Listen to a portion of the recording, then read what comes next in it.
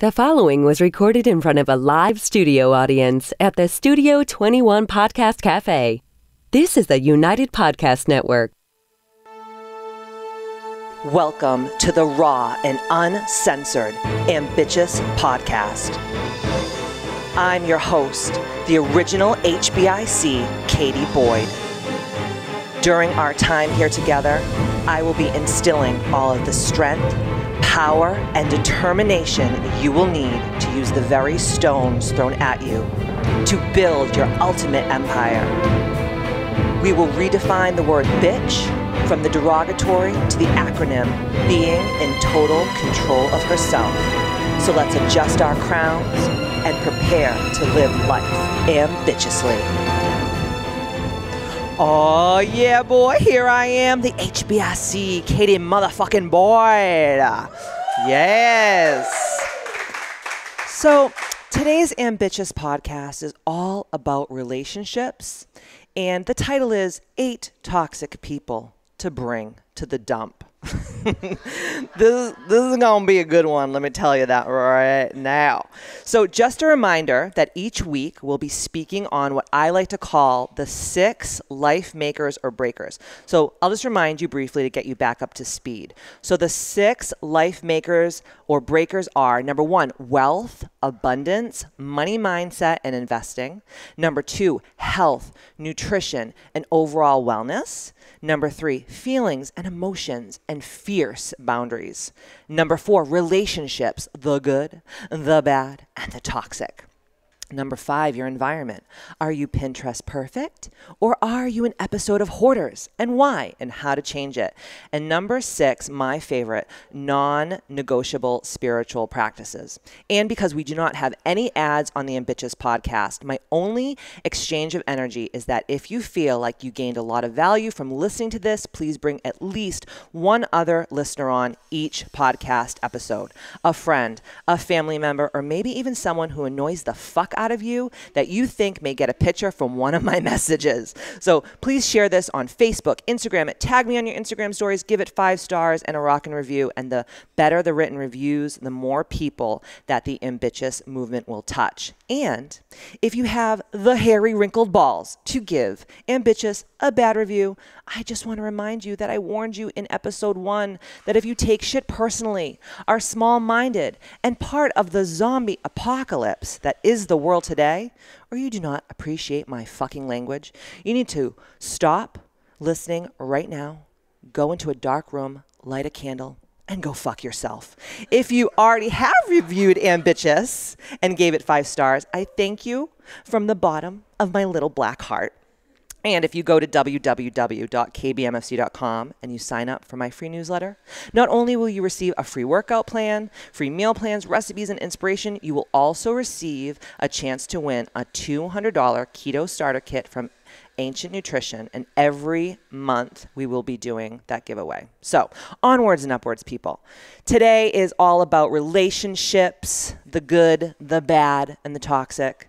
Everyone looking at me right now in this live studio audience is literally on the edge of their cooters. They're literally half their taint is on their seats, and is it a grundle or a taint? What is it? Like when it's a woman's? Oh, both. Okay. Whatever you want to do. Whatever. I'm just going to let you have a grundle, taint, whatever. So 8 toxic people to bring to the dump.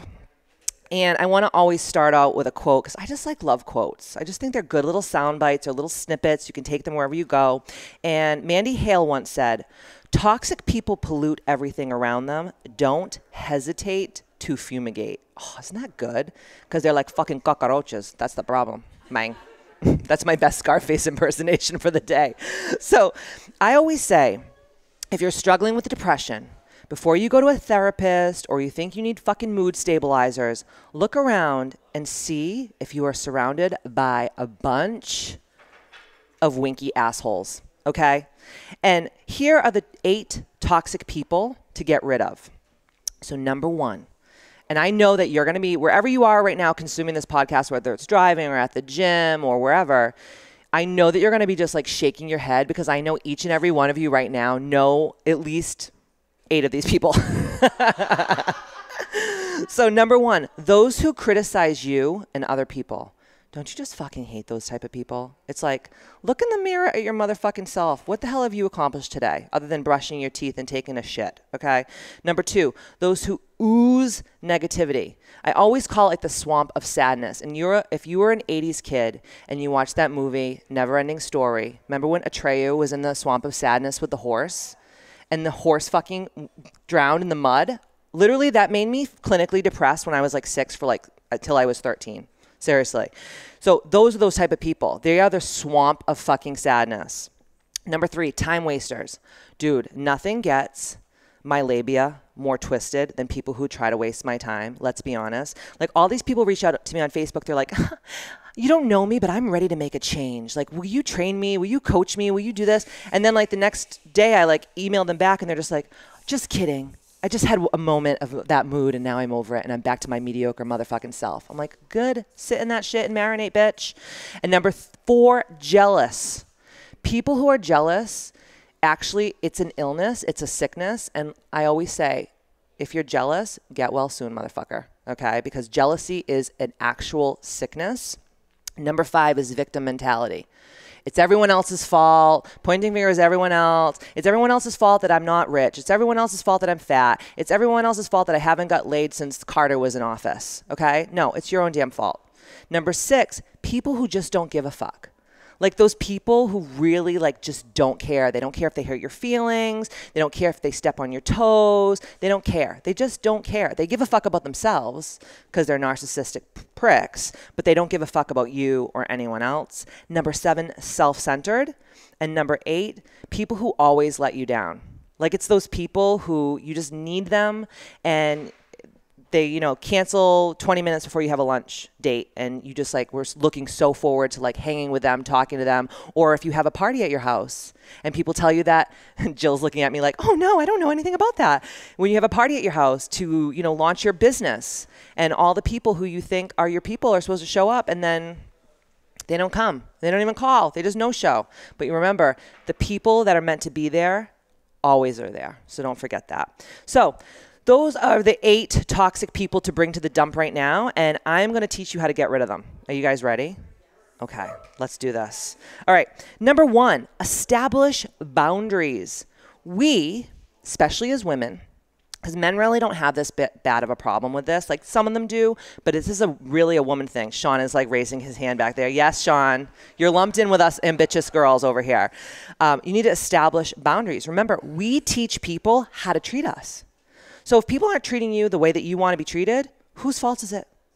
I know. It's yours. It's crazy. We get so mad about the way that people treat us, but we are the jackasses. Sorry to say, but we are the ones allowing all of this tomfoolery and bamboozlement, right? So establish boundaries. Know how you want to be treated. If you don't know what your standards are in life, people are going to treat you however the hell that they see you, right? So you have to establish the boundaries. Number 2, don't try to change them. This is like a total waste of time. I can't tell you how many years of my life that I have spent trying to change family members or friends or fix fucking broken ass relationships that were literally doomed from the start. You meet a dude and you're like, oh, he's a fixer-upper. Where the fuck when did this happen to us? Like, when did we think like, oh, I need to like take in all the stray dogs that have like broken tails and like one eye? That is not your job. You are not the MSPCA, okay? Like, let's be honest. I used to always try to make people see the light. And then because I'm a sick fuck Aquarius, I would like try to manipulate them into understanding what I thought they needed to know and how they needed to live. And if they could only understand this is their loved ones would be so amazing. And this not the truth. And even dive deeper than that. It's coming from a place of ego and not pure of heart, right? So anytime that you have someone in your life that you're like, I need to show them the light. I need to wake them up. I need to make them see the error in their ways. You're actually a dickhead because this has nothing to do with their shit. This is all your egoic, narcissistic shit trying to find your self-worth in fixing other people.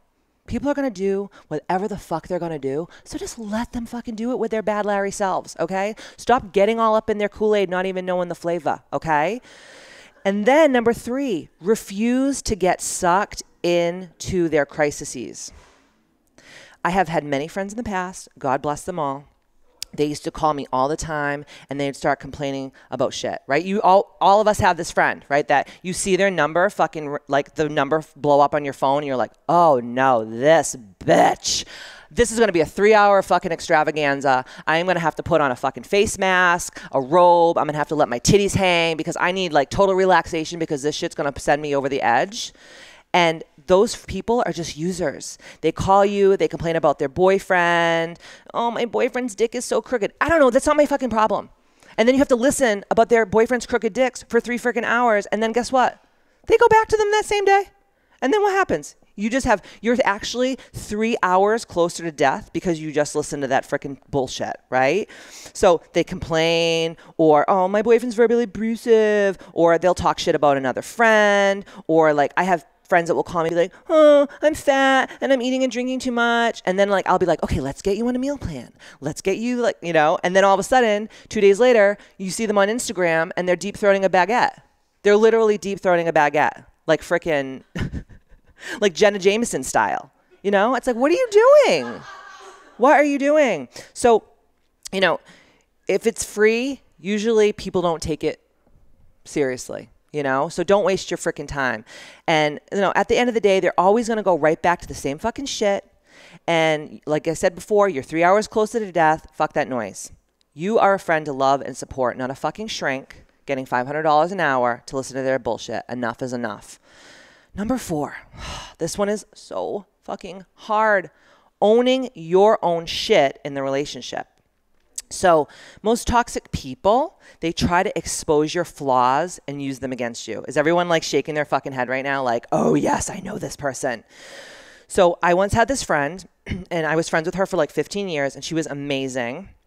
And I loved her so much. She was like, I looked at her like she was a sister, and she got engaged to this dude that was pretty much like the last ditch effort in her life because her sister got engaged and got married and she was younger. So then she's like, well, I have to just like marry any Tom, Dick, or Harry that just comes along, even if he looks like a male version of Frida Kahlo. The eyebrows on this motherfucker, you have no idea, okay? And the problem is, right, like it was like an 18-month roller coaster from the time that they got engaged to the time they got married. It was literally an 18-month roller coaster into the depths of hell.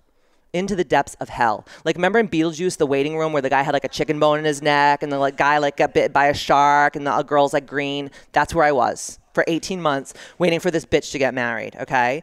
So and the problem was nothing that I did at that moment and throughout the whole entire 18 months of her like engagement, planning the wedding, the shower, all this stuff, it was never, ever, ever good enough for her. Ever. Nothing. And I have a self-worth problem. I will say it like it is. I have a self-worth problem. I work on this every day of my life. And she knew it and she saw it and she freaking smelt it like a shark smells blood in the water, right? And she just manipulated me for all this time. And let me back up. She didn't manipulate me. I allowed her to manipulate me for those 18 months. So it was like, I was just her like, you know, beck and call bitch. It was like her engagement, her shower, her bachelorette party, the rehearsal dinner, the wedding. It was like a total fucking shit show. Like I remember they were going to get engaged and her husband calls me and was like, I need you and your husband to get on a plane right now and fly to Washington in 24 hours, Washington State, and get on a ferry and go to this like lavender farm in the middle of nowhere. And I want you to hide on the ground on your stomachs. And when I propose to her, I want you just to pop out and be like, surprise. And I'm like, I own 4 fucking companies in between me and my husband. Like, I can't just get on a plane, like, in 24 hours to, like, pop out of a lavender fucking bush. Like, what the hell do you think that this is? Anna Green fucking Gables? Like, Jesus Christmas, right? And then after that, it was, like, her bachelorette party. So I couldn't go to her bachelorette party. That bitch didn't talk to me for 2 fucking months after her bachelorette party. And everyone came home with Zika. And I'm like, what the fuck is going on here? And you know, like when the girls go away in a party together and you know all those bitches were talking about you the whole fucking time? Like, not good. Then it was her wedding shower. And I was like, yo, dude, like, you really need to get a caterer. She was like having 100 fucking people at her house in the middle of like July. It was like sweaty as balls that day. And she's like, oh yeah, I'm going to get a caterer. I show up there and I literally like get freaking an apron thrown at me and a fucking chef's hat, like the goddamn Swedish chef in the Muppets friggin' show. And I was like chopping and cooking for like fucking hours, sweating like a hooker in church. And all her family comes in and I'm like serving them soup out of like fucking shot glasses, like a goddamn gazpacho, like I'm freaking Emerald goddamn Lagasse. And the lady's like, oh my God, this soup is so good. What catering company are you from? And I'm like, bitch, I am in the wedding. I am in the wedding. Excuse me, what catering fucking company am I in? The Two Putas catering company, okay? The Portuguese princess catering company, obviously. I mean, are you fucking kidding me? And then it was the rehearsal dinner. So the whole freaking rehearsal dinner day was a shit show. It was just like so much stress, so much pressure. And at the rehearsal dinner, it was crazy because her sister was supposed to give the speech. And her sister was like, doesn't like her anyways, hates her. And she's like, fuck it, I'm not giving the speech. So I'm like 17 vodka sodas in, because that was like the only way I was even handling this whole entire weekend, is just to be blackout white girl wasted the entire weekend. And I'm in the freaking bathroom, like trying to put on lipstick. It's like freaking clown show all over my face. And the groom's mother walks in the bathroom and she's like, Katie, you have to give the speech. Her sister won't give the friggin' speech at the rehearsal dinner. I'm like, do you not see that I just wet myself and I have lipstick up to my ears? I mean, do you really think you want to give me a microphone and let me talk at this? Okay, bitch, you're taking this into your own hands. This is Russian roulette at this point. But because I'm a true professional and I actually care about people, I really do. And I know this is like all funny, but I really did care about her. I got up there, I fucking jammed out with my clam out, man. That rehearsal speech, I was quoting fucking Rumi. I was on freaking point, let me tell you. And during the rehearsal speech, I had said, you know, we've had our ups and downs in our relationships, but we're sisters and we always come back. We always come back to home base. And that's what family is all about. And I remember like thinking I was the shit and the urine, and like I went to go get my 18th vodka soda just to, you know, top off the night. And she came up to me and she goes, I cannot believe that you said that we have had our ups and downs in our relationship. Not that I just quoted a freaking Persian like love poet writer, okay? No. All she heard was that thing. Nothing was ever fucking good enough. And then the day of the wedding, like I don't even want to get into that shit because it was just so bad. But the reason why I'm telling you all this is because I know that each and every one of you in this room and each and every one of you listening from wherever in the world that you're listening has had or still has people like this in your life that, you know, expose your flaws, use them against you. Nothing is ever good enough. Every time you leave them, you feel worse about yourself and not better. Dude, you need to wake the fuck up. And honestly, there's so many amazing people that have come into my life since I got rid of this person. And it was not easy to excommunicate this person out of my life. It was so hard. We shared so many different friends together and different, you know, things from the past together. And I'm telling you right now, like my life has totally changed. And I have this amazing group of people in my life that just accept me for who I truly am, flaws and all. Number 5, unapologetically cut a bitch out. So part of being ambitious is about being a gangster. People think like spirituality is like Satnam, Namaste, let's do downward facing dog and like let's sage each other's assholes. Yeah, that's part of it. That's part of it. But part of being ambitious is about being a gangster. Sometimes after all else has failed, you just gotta get a little menace to society, boys in the hood on their asses. It is so scary, but I did this a few times over the last year and it's a game changer. Legit telling someone that they can go suck donkey balls and go fuck themselves is a very spiritual thing to do. I'm serious. It really is. It's a part of your spiritual awakening and how you communicate your spirit on this 3-dimensional earth plane. And I was so afraid to be lonely and friendless. And then all this shit talking that people have done about me would be true. Like that's what people get afraid of, right? They're like, if I stop being friends with these people, then all the people that told these people that I was a piece of shit back in the day, they're going to be like, see, I told you so. She was a piece of shit. I told you. And I never wanted that to be right. But that's like egoic bullshit, right? So, you know, let's be honest, people have done so much to me in my life, and I'm sure that so many people have done so much to you. And honestly, loneliness is better for a short period of time, and it's way better than being around their sludge and their schmegma. Let's be honest. Do people not know what schmegma is? Oh my God, it's like one of my favorite words. Number 6, surround yourself with your peer groups. You need to really get raw and real about the people who you want to spend your free time with, whatever the fuck that means. There are only so many hours in this thing we call life. And if you and everyone listening have the ability to live 85 years to 85 years old, you only have 31,025 days to live. Isn't that like mind-blowing? So that means if you live to your 85 years old, you only wake up and go to sleep 31,000 times, give or take. Isn't that nuts? Do you really want to waste time around people who you don't like, who are trying to make you feel like shit and bring abso-fucking-lutely nothing to the table except low vibes and idiotic buffoonery? Exactly. Now go clean house on these low-life motherfuckers. I'm serious. And if you want to follow me and get more ambitious than you already are, you can go to Facebook. It's Katie Boyd's Misfit Club, like my page, or you can follow me on Instagram at Katie Boyd's Misfit Club as well. And like I always say, see you next Tuesday. Ow, ow!